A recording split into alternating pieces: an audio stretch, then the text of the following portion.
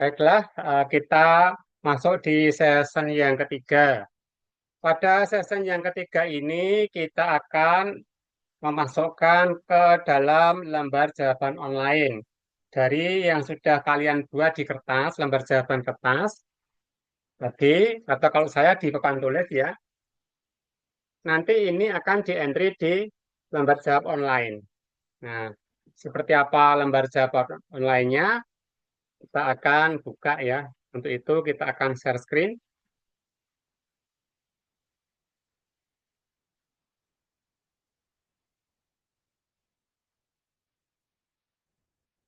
Nah, di sini sudah terbuka link online-nya ya. Di sini tertulis UTS Kimia Analitik Lanjut.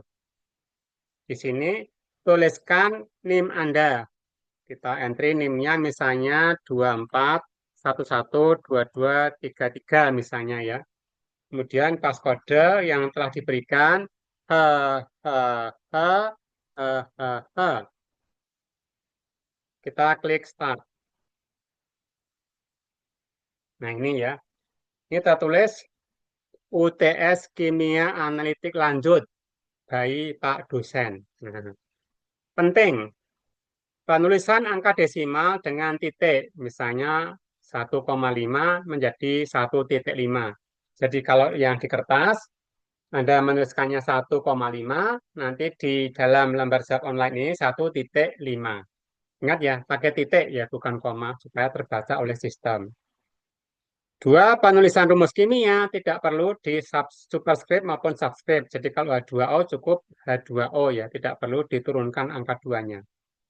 Nah, sekarang masuk ke soal grafimetri. Soal nomor 1 sampai 8.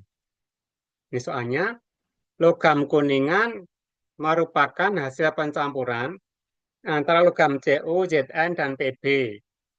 Suatu sampel kuningan sebanyak 310 mg dianalisis secara grafimetri sehingga diperoleh hasil berupa endapan Zn NH4PO4 210 mg dan PbSO4 90 mg.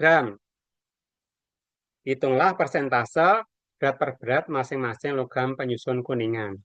Diketahui ARCU 64, ARZN 65, ARPB 207, MR masa rumus ZN NH4PO4 179, masa rumus PbSO4 303. Nah, sekarang masuk ke soal yang pertama. Dari soal di atas, jodohkanlah data yang diketahui berikut ini. Ini poinnya 2. Untuk mengerjakan waktunya 60 menit ya. Ini kita tinggal 53 menit ini kita.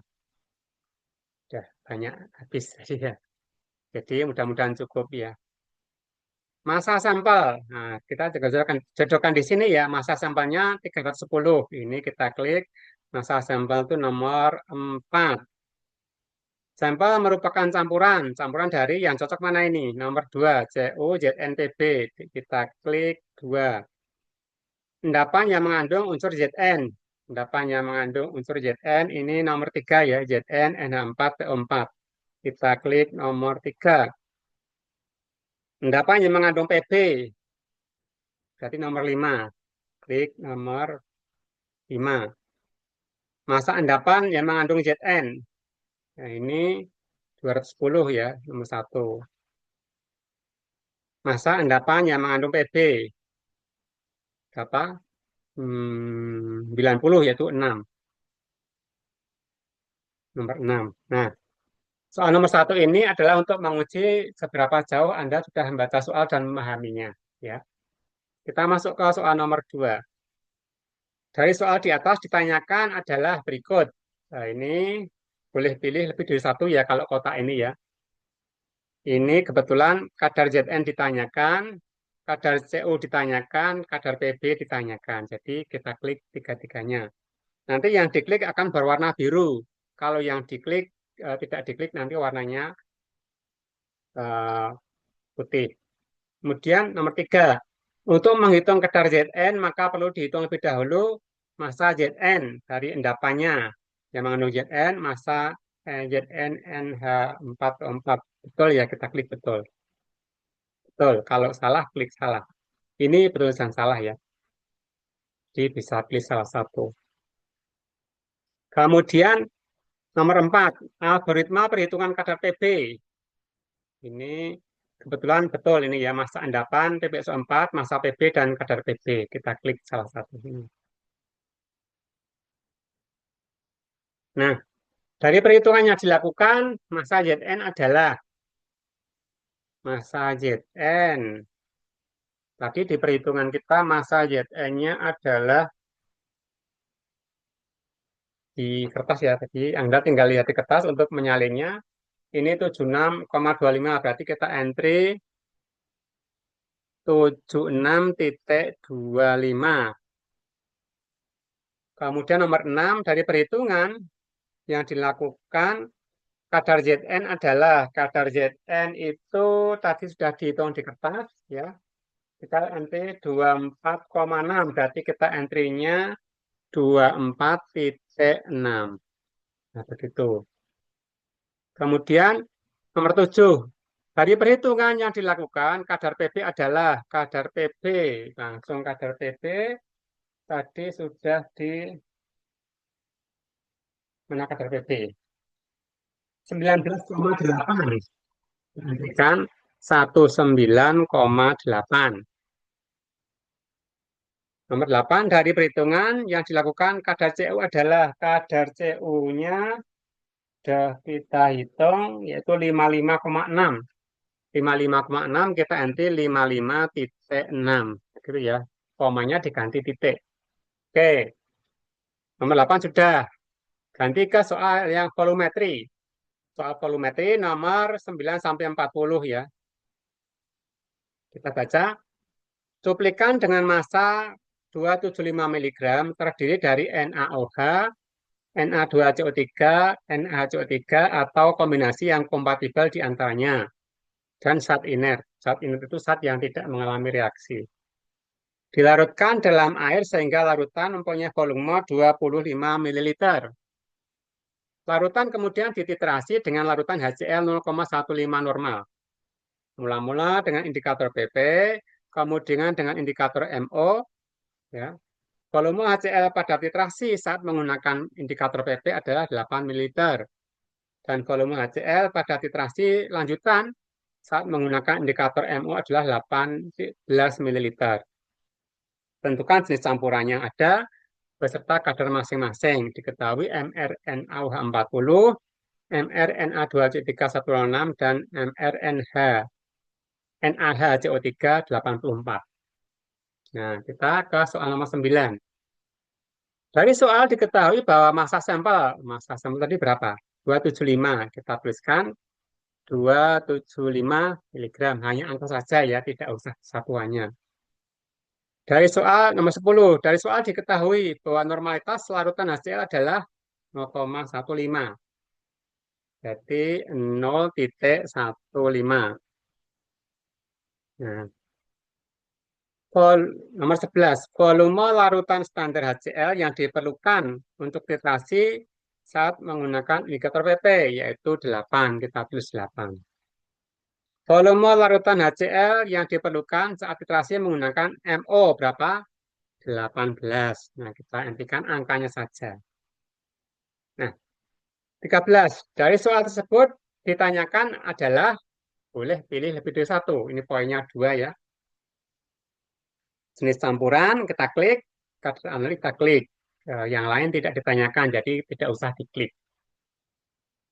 14. Manakah dari pernyataan berikut yang benar berkaitan dengan variabel volume larutan HCl? Nah, saya baca. Volume larutan standar HCl yang diperlukan untuk titrasi saat menggunakan indikator PP adalah V2. Salah ya. Volume larutan standar HCl yang diperlukan untuk titrasi saat menggunakan indikator PP adalah V1. Nah, betul. Volume larutan standar HCl yang diperlukan untuk titrasi saat menggunakan indikator MO adalah V2. Betul juga. Ya. Volume larutan standar HCl yang diperlukan untuk titrasi saat menggunakan indikator ME adalah V1. Salah. Ya. Untuk PP itu B1, untuk MO B2. Nah, kita jawab. Lanjut. Algoritma penentuan jenis campuran. Nah, tadi sudah dijawab di papan tulis ya, kita atau di kertas ya. Jadi, kita tinggal memindahkan ke dalam lembar jawab online. Jika V1 lebih besar V2, maka campurannya adalah NaOH Na2CO3. Dan saat ingat ya, ini betul. Jika V1 kurang dari V2, campurannya adalah Na2CO3 dan NaHCO3. Ini juga betul. Nah, ini campurannya NaOH, Na2CO3, NaHCO3 ini salah ya. Salah, tidak usah diklik. 16.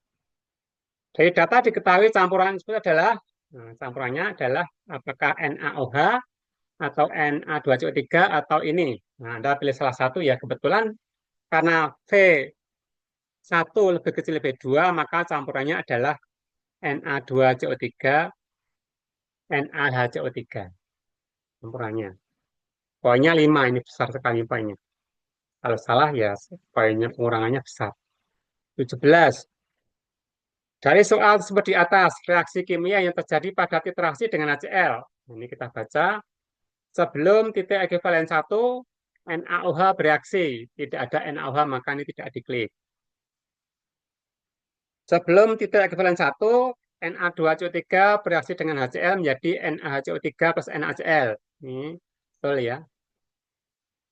Sebelum titik ekivalen 1, Na2CO3 bereaksi dengan 2HCl menjadi H2CO3 plus 2NaCl. Ini salah. Tidak dapat diklik.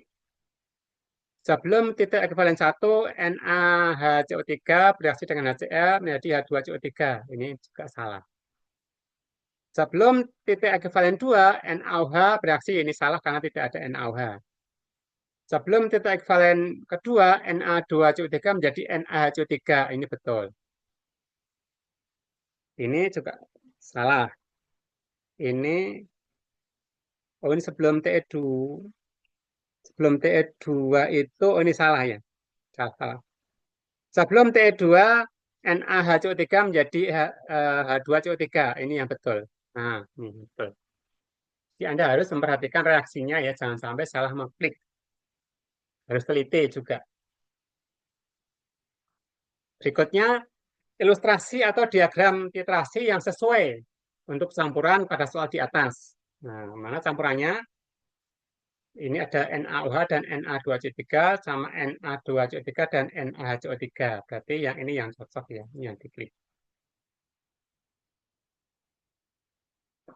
Nah, tadi sudah digambar di sini ya. Kalau Anda ini diagram yang di kertas ya, yang di kertas ini kemudian dipindahkan ke sini. Nanti di akhir sesi lembar jawab kertas dikumpul ya. Jadi nanti saya untuk mengecek apakah yang Anda entrikan sesuai dengan lembar jawaban di kertas. Berikutnya, algoritma penentuan volume HCl. Ya, di sini volume HCl yang bereaksi dengan NaOH. Ini tidak ada ya, maka yang kita klik 7. Itu enggak ada karena tidak ada NaOH-nya. Ya. Kemudian di sini volume HCl yang bereaksi dengan Na2CO3. Di sini kita lihat yang Na2CO3 itu adalah 2V1. Maka kita pilih 2V1 yaitu nomor 3. Volume HCl yang bereaksi dengan NaHCO3.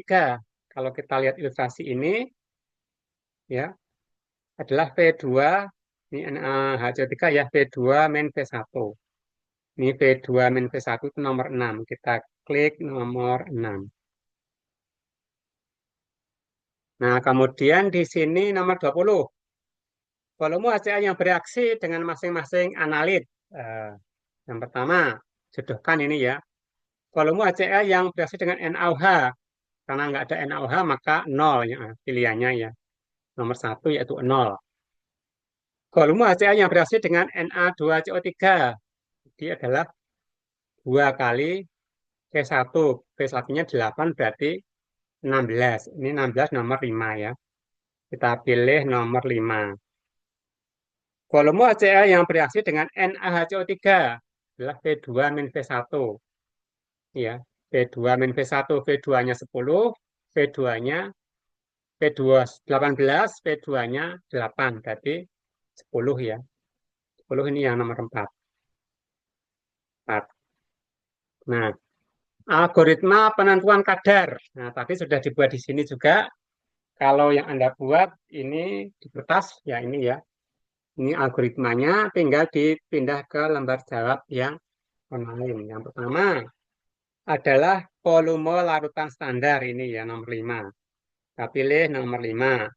Kedua, dari yang sudah dibuat di sini adalah grade larutan standar. Mana grade larutan standar nomor 6. Berarti ini kita pilih nomor 6. Berikutnya, dari grade larutan standar ke grade analit. Nomor 4 ini ya, kita pilih nomor 4. Berikutnya, dari grade analit ke mol analit. Kita pilih nomor 3. Dari mol analit ke massa analit. Nomor 1. Dari massa analit ke kadar nomor 2. Nah, sudah terisi semuanya. Berikutnya nomor 22, hubungan ekuivalensi mol dengan grade analit. Untuk NaOH, karena tidak ada NaOH, maka ini tidak usah dijawab.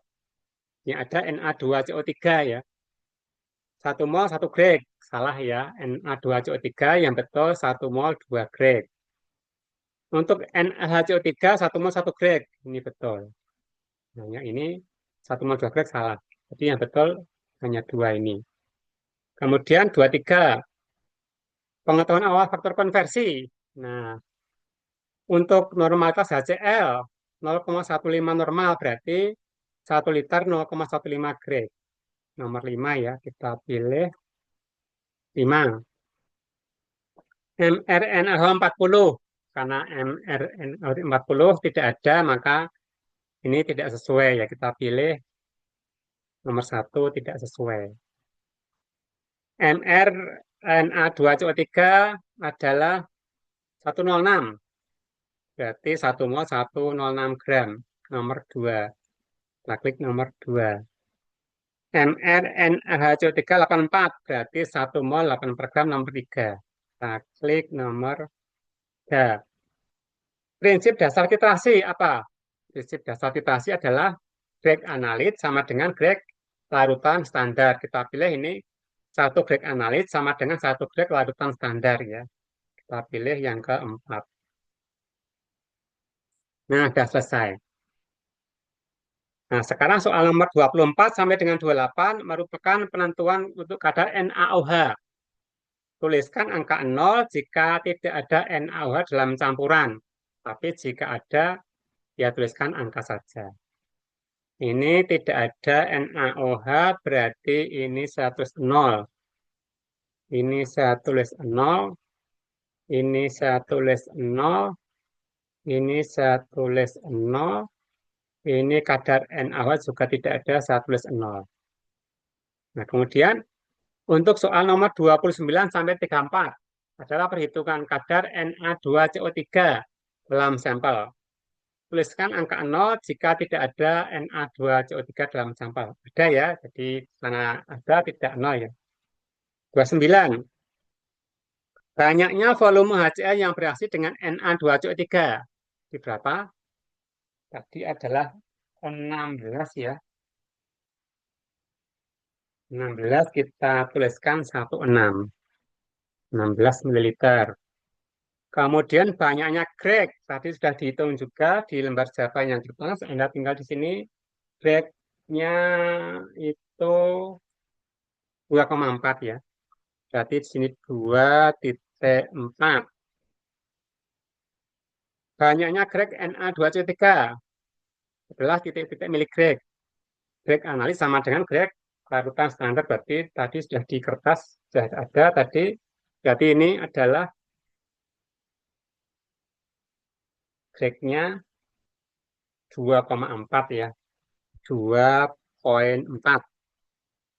Banyaknya mol. Nah, dari kertas tadi tinggal dientrikan banyaknya mol Na2CO3 1,2. Berarti saya tulis 1,2. Massa Na2CO3. Masanya tadi sudah dihitung 127,2. Kita tuliskan 127,2. Nah, kadar Na2CO3. Kadarnya sudah dihitung tadi 46,25. Kita tulis 46,25. Nah, sudah. Kemudian soal nomor 35 sampai 40 adalah untuk perhitungan NaHCO3 dalam sampel. Tuliskan angka 0 jika tidak ada. Tuliskan angka saja tanpa satuan. Kalau ada itu ya. 35. Banyak volume HCl yang bereaksi dengan NaHCO3. Tadi sudah kita hitung, yaitu V2-V1 ya, yaitu 18 dikurangi 8 kan. Sudah ada di sini ya. Tinggal memindahkan ke situ. Ke situ dipindahkan. Jadi ini 10, kita tulis 10 ml. Angka saja. Banyaknya grek HCl. Nah, tadi sudah dihitung, ini 1,5. Kita pindah 1,5. Banyaknya grek NaHCO3. Ini sama dengan greknya analit, ini 1,5. Kemudian banyaknya mol NaHCO3 juga sama, ini 1,5 sudah dihitung tadi ya. Kemudian banyaknya massa NaHCO3 126. 126. Kadarnya kita tuliskan hasil hitungan 45,82. 45,82. Nah, sudah 40 terus jawab semua, kita submit ya. Waktunya masih 34 menit. Masih banyak. Tapi kita submit ya. Kalau sudah yakin disubmit, kalau belum diperiksa lagi sesuai dengan jawaban yang ini. Ya. Kita submit sekarang. Nah ini. UTS Kimia Analitik Lanjut. NIM-nya ini 24112233 NIM-nya. Tanggal 20 Oktober 2025. Jam 13.50. Tertera jamnya. Terima kasih sudah mengerjakan. Silahkan tulis skor persen Anda di pojok kanan atas lembar jawab. Lihat skor Anda dua ini. Nah, skornya 100. Nah, jika Anda tulis angka 100 itu di sini. Di lembar jawab kanan Anda ini ya, itu skornya. Terus nanti dikumpul ke Pak dosen. Jangan bawa pulang ya. Nanti dimarahi sama Pak dosen nanti. Ditulis di kanan atas, terus dikumpul ke Pak dosen.